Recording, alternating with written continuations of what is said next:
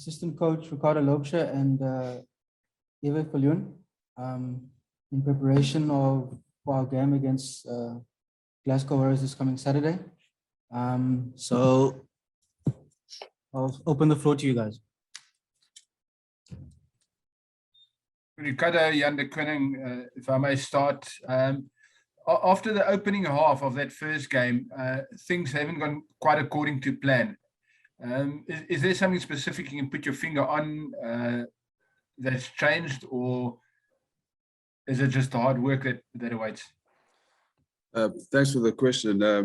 No, I think that if you go back to this every game, that first half, we controlled the game. It was actually the perfect sort of performance that we planned for. Yeah, the previous game is just down to accuracy. We're not gonna shy away from that. On the day, not good enough. We had plenty of opportunities. We created a lot of opportunities. As a team, we realized that we weren't clinical enough. Yeah, so no excuses. We know we need to fix it for the next game. We want to get a positive result. Ricardo, Morgan here from IFM. Hope you're well.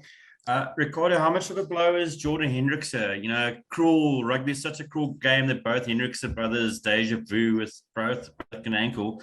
But how much of a blow is it, and how's your depth looking at fly half for the remainder of your tour to the UK? Yeah, it's a big blow for us, Morgan. Thanks for your question. Yeah, we know Jordy's a talented player. We're gonna miss him, but then we got Eddie. I think he's a guy just waiting in the wings just to make that step up for us. We back all the guys in the system, and it's going to be a massive challenge again on the weekend for us. We're just going through all the teams, the analysis. What we're seeing with the teams here, they what we call they kick and suffocate. So there's a big emphasis on the kicking game, the game management. They want to play rugby in our half. So there's what I want to do is basically they bring you up and they turn you around. For us, it's just to make sure that we adapt to that. And our back three did well the previous game. But once again, we're going to play against a team with lots of internationals. They understand how to play test rugby, if we can put it that way. Play off your mistakes. They're kicking behind you. So from our point of view, it's just to make sure that we handle all those attacking kicks and yeah, turn it into a positive result for us. Sorry, just to add to that, I'm sure you're also smiling being able to get a guy like James Teddy into the system, and might mean that he'll be thrown into the deep end in a couple of weeks' time. Yeah, happy to have James as part of the squad. I was fortunate enough to coach him with the Sharks. Yeah, so I think he will add massive value for us. We're actually looking forward for him to join us. And yeah, there's a great vibe in the squad. We can't actually wait for the next game. The players understand, and as a management, we understand that performance was unacceptable. We take fully responsibility for that, and we can't wait to rectify it on the weekend. Ricardo, maybe I misunderstood your intentions, but it seems to me that you changed your game in the last game to a much more forward-orientated game. Is this going to be a trend through the series over in the UK? And with the discussion on the fly half, Eddie suits that type of game plan a lot more than Hendrickse did. Yeah, I think if I can answer your question is that we want to play to our strengths, and but we also at the same time we realize that you can't be predictable. So we want to find a balance between attacking through our forwards, and also we've got a great backline. Which is on the back of our analysis against the Scarlets, we realize that we need to add a bit more variation to keep teams honest. And I think especially when we go into their 22, teams realize that we use our forwards quite a bit. So hopefully on the weekend we can maybe add a bit of variation to our attack. Just on that, Evia, a question for you. One of the hallmarks of the United Rugby Championship, and something that obviously you guys will have to, get used to, over a period of time. I don't think it's necessarily realistic to expect it, within week 3. But are you finding it exciting that virtually for this tour already, you guys are playing 3 teams that are distinctly different in styles. It sort of like keeps everybody's on his toes. Yeah, is that exciting?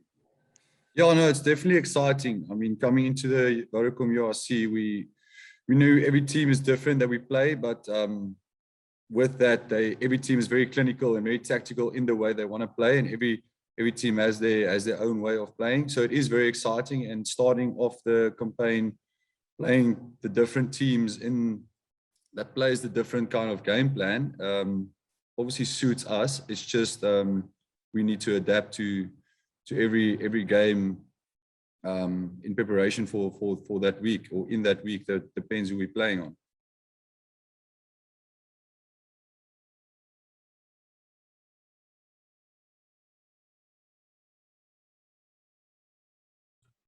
Yeah, a follow up on that. I mean, obviously, the adjustments from week to week is it happens, but in Europe, as Ricardo said, where the guys do play a different kicking, how does it impact on your game? I mean, you like to counter and run.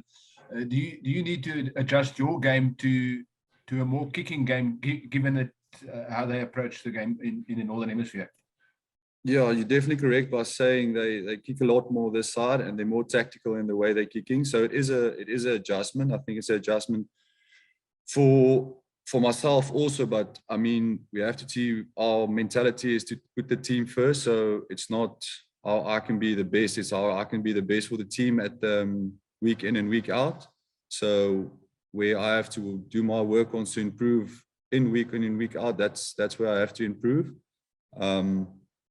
So yeah, it is an adjustment, but I mean, I think we're definitely capable of handling everything that the teams throw at us. So yeah. Yeah, I know it wasn't a particularly long stay. I mean, it was basically circumstances out of everybody's control. But your time at Leicester Tigers, have you felt that given that you've had 2 weeks of exposure now to the URC, has there been any type of things that you've been able to almost like take from the English game where you played in the Premiership into the URC? Yeah, no, definitely. I think majority of the UK teams has the same mindset, where they approach a game very technical, with kicking approach, with set piece. They're very set in their ways, and I think all the teams is like that playing this side. So definitely that year playing for Leicester, or being part of Leicester, it definitely helped me. I could see the way they want to play, and how their mindset is of the teams this side comparing to us in South Africa. So yeah, it was definitely a good experience, and something that you can pick up.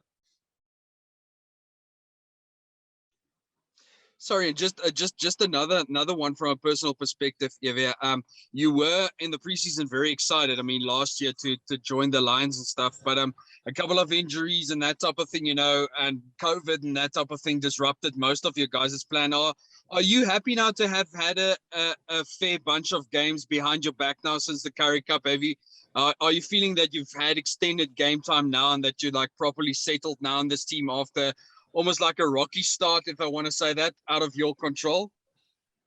Yeah, no. I mean, COVID and injuries is always out of our control, so we can't control that.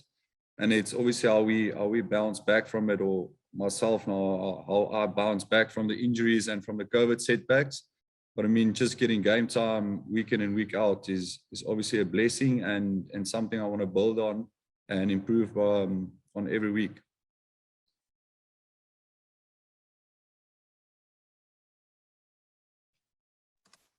Hi guys, Ricardo, can I just ask, is anybody on his way to as cover for in the fly half position?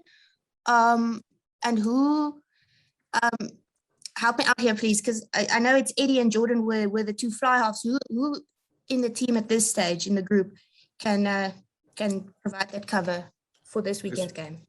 Thanks, Marizan, for your question. Yeah, we're going to have our coaches meeting just after this, so we still have to finalize it. And I think with the COVID rules, it makes it a bit of a challenge to fly somebody in. I don't know exactly all the red tape around it, but I know at this stage it's difficult. So that's why part of our planning was to make sure we go with players that are versatile.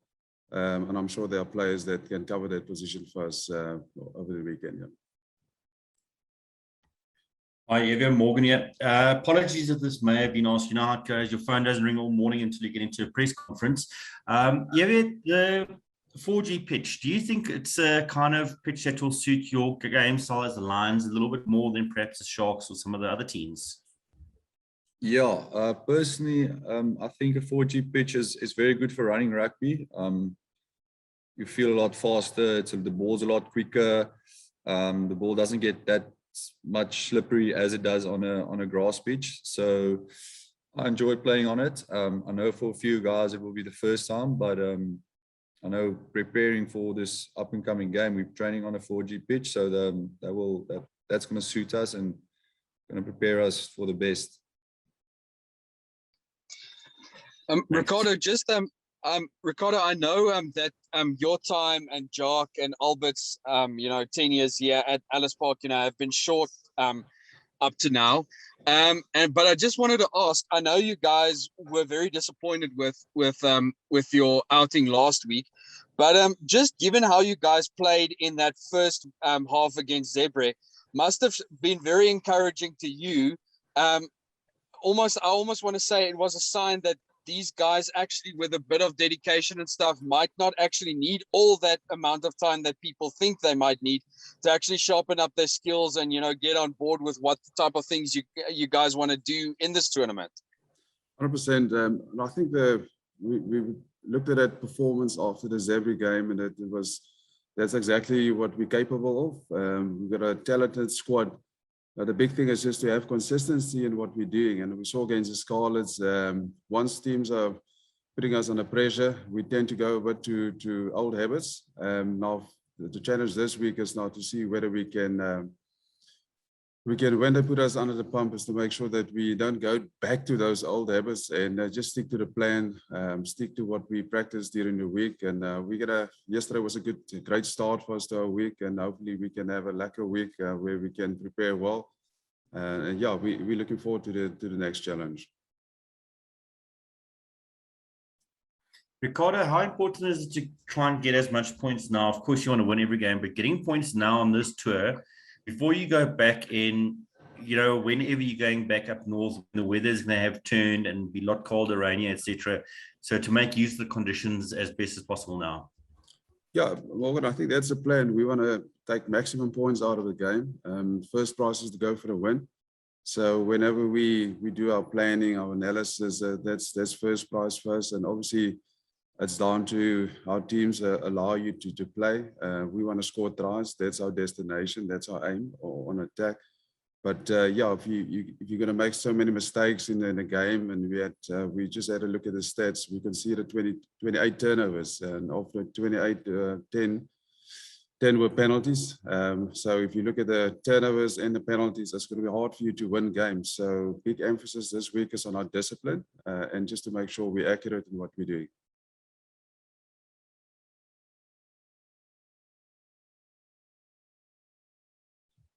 Any more questions, guys? Are we comfortable? I'm all good. Thanks, Anisha. Good, thanks. All good, my side. Thank you. Thank you very much for your time, guys. We appreciate it. Thank you. Thank you, James. All the best. Thanks, Thanks, guys. All the best. Thanks, everyone.